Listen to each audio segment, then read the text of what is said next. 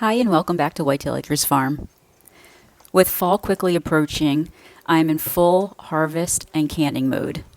Today we're canning some green beans and we're going to be canning some beets. So I'm out here in the garden picking some green beans. I'm really excited with how these green bean plants turned out.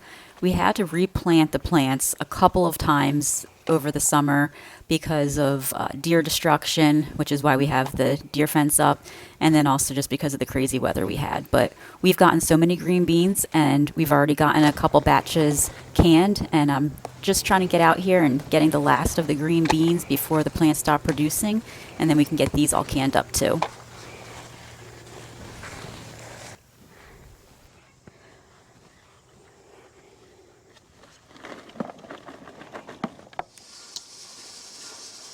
So I'm working on the green beans here so I can get them canning.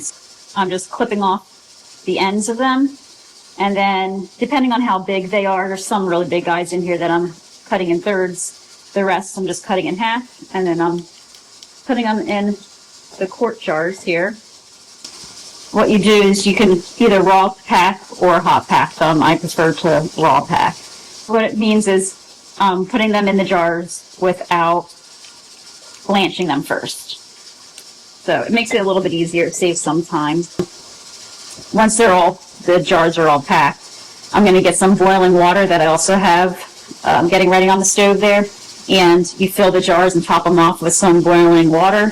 And then you clean off the lids, put the lids in rings, or the outside of the jars, and then you put the lids and the rings on, and then you pressure can them. Okay, we're getting ready to can the green beans now. So with pressure canning, you have to make sure you have 3 quarts of water in the pot. Okay, perfect. And now, just so I don't forget, I'm going to add a splash of vinegar. Just something that we always do, just to make sure that if there's any siphoning or anything, that the jars come out pretty clean. It's less you have to worry about cleaning off the jars after all is said and done. And over here, I already started filling these jars with boiling water. I'm just going to use the measuring tool here and poke around a little bit. I want to just make sure I'm releasing any air bubbles that'll be in there. Making sure everything's down nice and good under the water.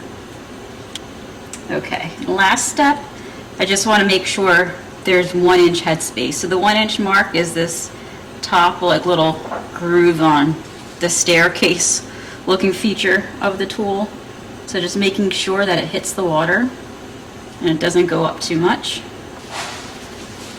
Now I put vinegar on a piece of paper towel, and I just gently wipe off the top rim of the jars. If you're putting the lids and rings on, you want to make sure you're doing it so it's just finger tight. You don't want to make it too tight, but you don't want it too loose. You want to make sure there's just enough pressure there to make a good contact between the lid and the mouth of the jar, so that way it can seal really well.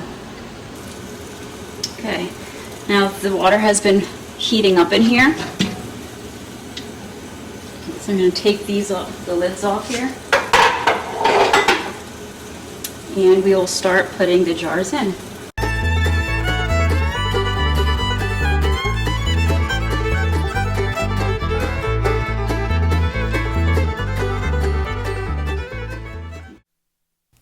With the green beans all taken care of, we're now outside in the garden picking some beets that we can can.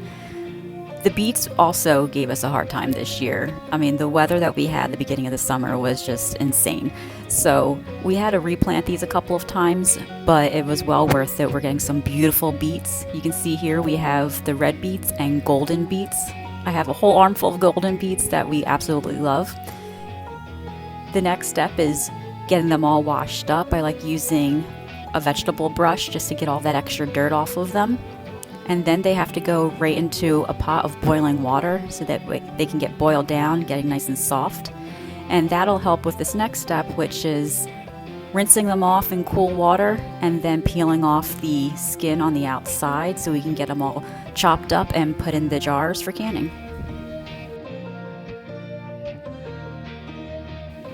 I like to cut up the beets into manageable bite-sized pieces, so small chunks, if you will. It just fits a lot nicer in the jars, and then it's so much easier when you put them out as a side dish or an appetizer or something. And the canning process is very similar to the green beans, where once we get the jars filled, we're going to have to top them off with some boiling water, and then we wipe off the rims of the jars, put the lids and the rings on, and then we have to pressure can them. So really simple, easy process here, so worth it. You may notice that as I'm filling the jars, I love layering the red beets and the golden beets. I think it looks so pretty. I mean, look at those color combinations. It's so nice. The only downside is that when you actually do the pressure canning, the colors run together and it all turns kind of pink. But it's still fun to do while you're preparing them.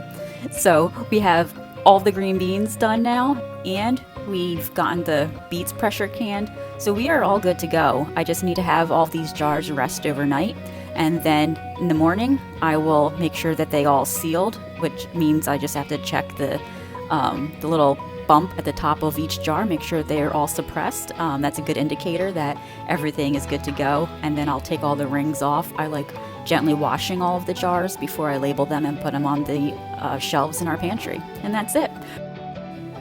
Well, I think we're all done here, but thank you so much for joining us, and we'll see you on the next one.